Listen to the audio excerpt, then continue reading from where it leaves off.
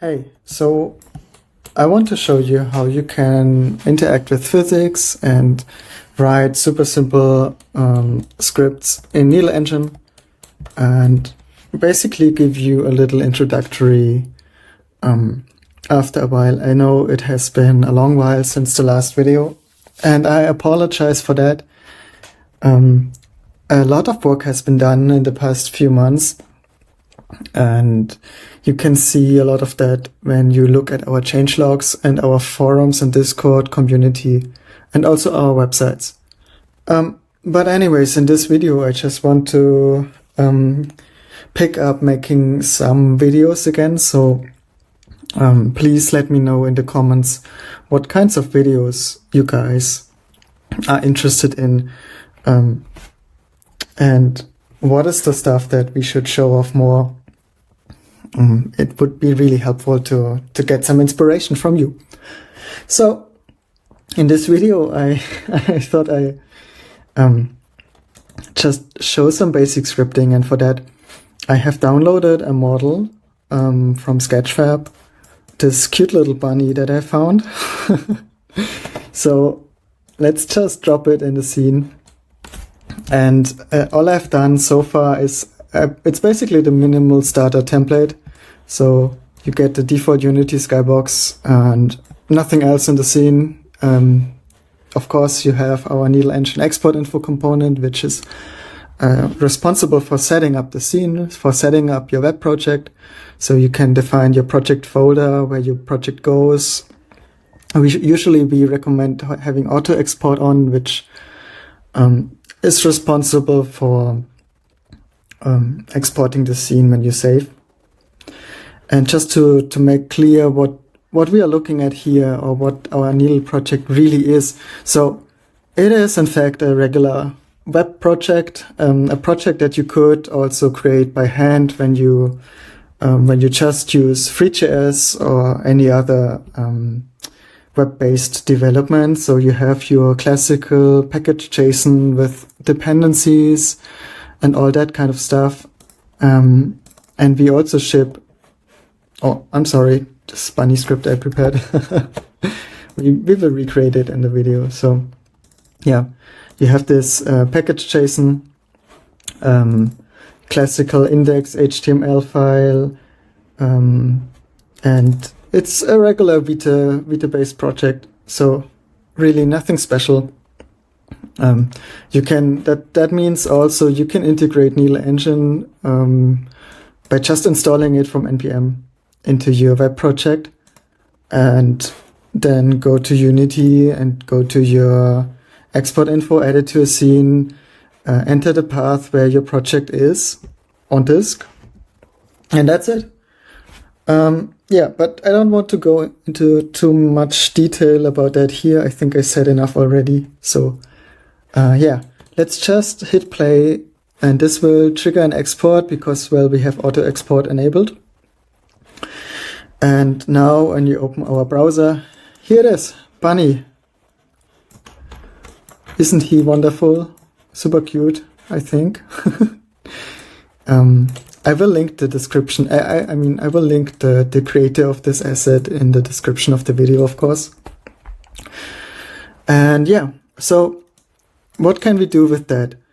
I think in this video, first of all, I want to make this scene a little more pretty because, well, it's the default skybox. So we go to the lighting in Unity, which you usually find under Window, and then you go to Rendering Lighting. And here you find the skybox that you see that is drawn in the background. To replace it, we could just duplicate the material that we have here, or for example, we can create a new material in Unity. Call it anything we want, but let's just go with skybox. And then we select our cube map shader. This is where you select a shader in Unity if you're not familiar.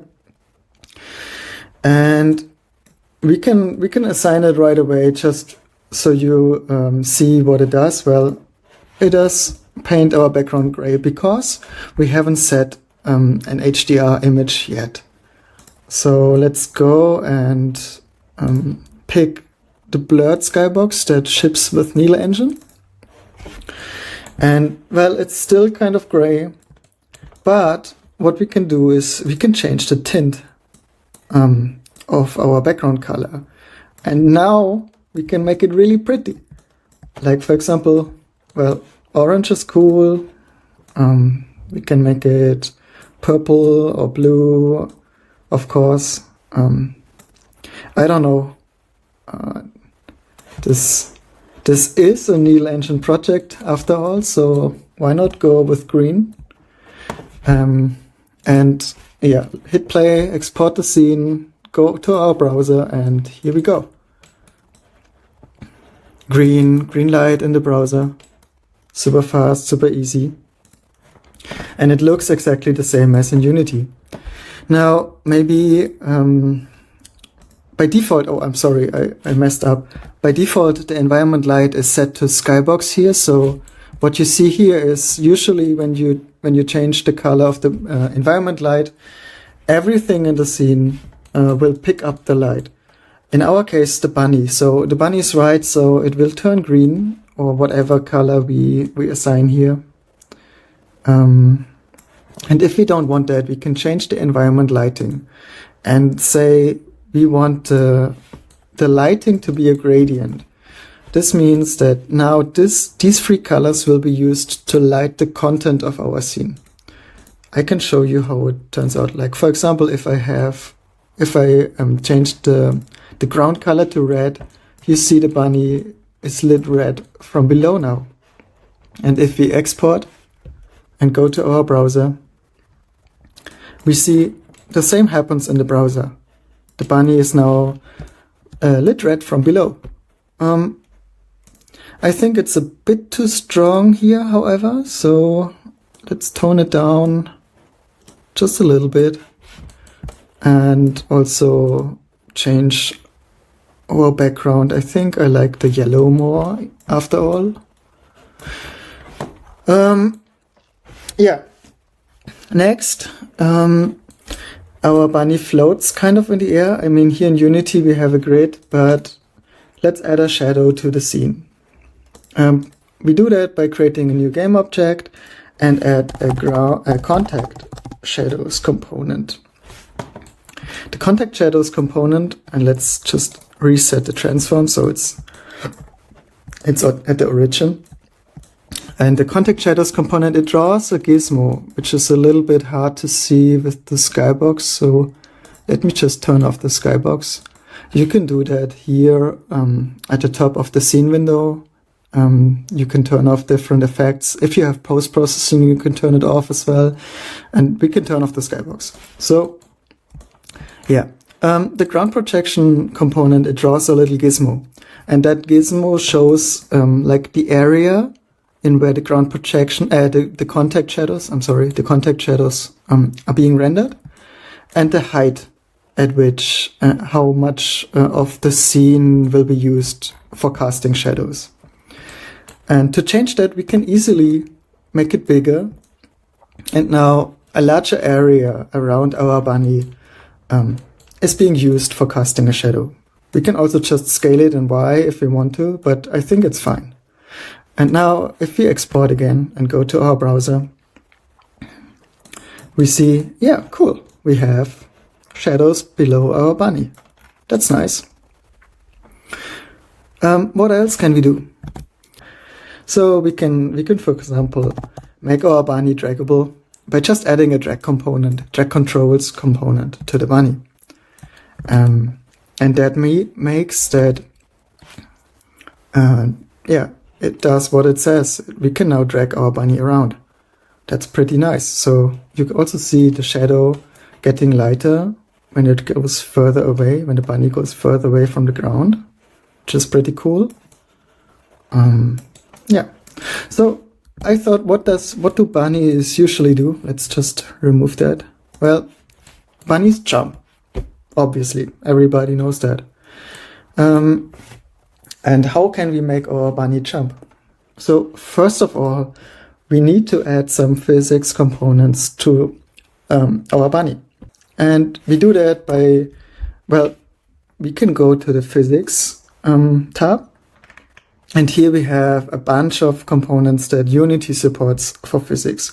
What we are interested in right now is the rigid body component. This is, well, the most important component when we talk about physics. And what it does is it allows your objects to react to gravity, for example, and to be dynamic in the physics world. You make sure is kinematic is off for that. And what we also need is a collider. A collider is something that describes the shape of your object. And in this case, I think what is most fitting is sphere collider, because it's just a round shape. It's all we need for our effect, because we just want the bunny to bounce. So we can either use those bounding editing volume handles in the scene, or what I prefer in this case is to just use the center offset. And because our z-axis, we see it here in the editor, is pointing downwards, in this case we have to enter a -0.5. We can also do, well, very much the same with those handles and adjust it so until we like it. Either way, both works. We can adjust it a little further so the ears are inside. And yeah, let's see how it looks. When we now press play and go to our browser, we see, well, the bunny falls down into infinity. And why is that? Well, we made our bunny react to physics, and well, now it falls down, but there's no ground. So let's just fix that. Let's add a new component, a new game object, name it whatever you like ground. Or maybe we can just use a plane, for example, like a regular plane that Unity has, and add it to the scene. Make sure everything is nicely centered, nicely tidy up. And, well, the default plane already has a mesh collider. We cannot really see it so well when the mesh renderer is enabled, but you can see here it has a mesh collider. And when we now export, we can see a glitch. This is not intended. But I can explain it. It is because the contact shadows is exactly at the same position as our ground, so we can fix it by moving this up slightly. And we also need to make sure that our bunny is not inside the ground. It needs to be up a little bit. And now here we go. We have a bunny standing on the ground. But personally, I don't like seeing this gray ground, so we go back to Unity. I'm sorry. And to hide whatever is being rendered, we can just disable the mesh renderer or whatever renderer we have and export again. And now we see the mesh renderer is gone, but the ground collision still works.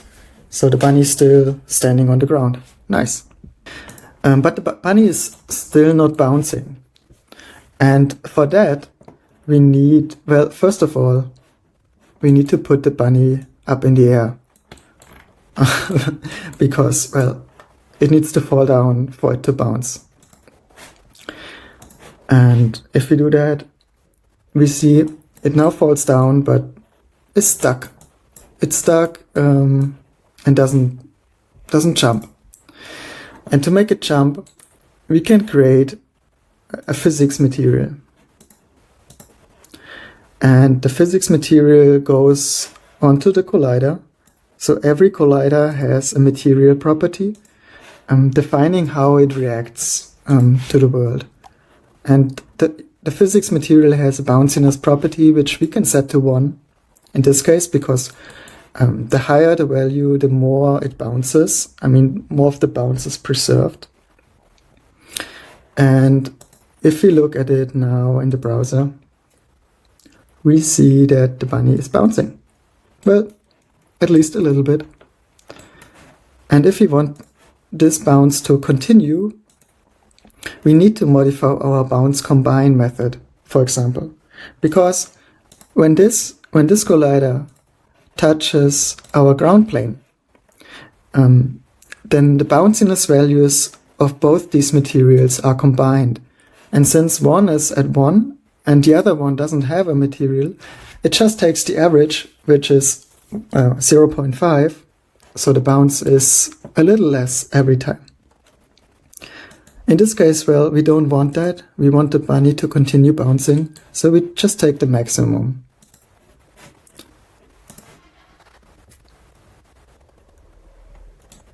And here we go. The bunny is bouncing indefinitely. And I think I want the bounce to be higher. And also let's reset our contact shadow.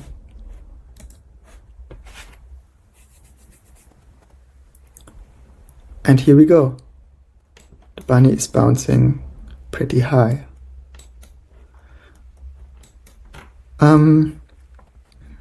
Yeah, I think that's it for this video. Let me know what you think about it. Oh, maybe one thing that we can add is like some sound. Let's add an audio source. Just assign a clip. This is a clip I just downloaded before making this video. And here we have the position of our audio in the scene. Oh my gosh. And reduce the volume.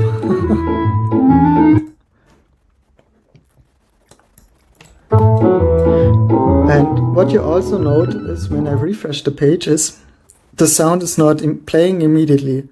This has to do with the browser not allowing audio playback until the user, I mean you or me in this example, have interacted with the page in some way. Like for example, when I click, the sound starts playing. Yeah, thanks a lot for watching this video. I hope it gave you a very brief and nice overview. And please let me know in the comments what else you want to see. Thanks.